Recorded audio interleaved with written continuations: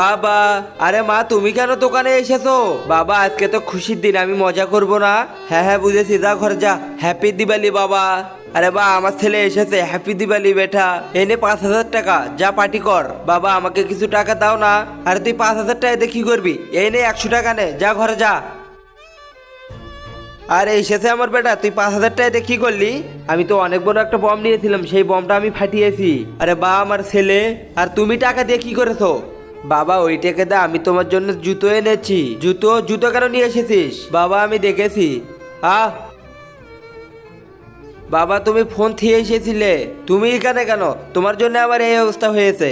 বাবা চলো আমি তোমাকে ডক্টরের কাছে নিয়ে যাব। আমাকে নিয়ে যেতে হবে না, যা এখান থেকে।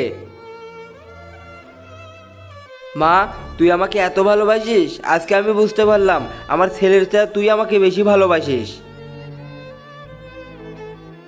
তুমি যদি তোমার বাবাকে ভালোবেসে থাকো তাহলে চ্যানেলটিতে লাইক সাবস্ক্রাইব কমেন্ট করো।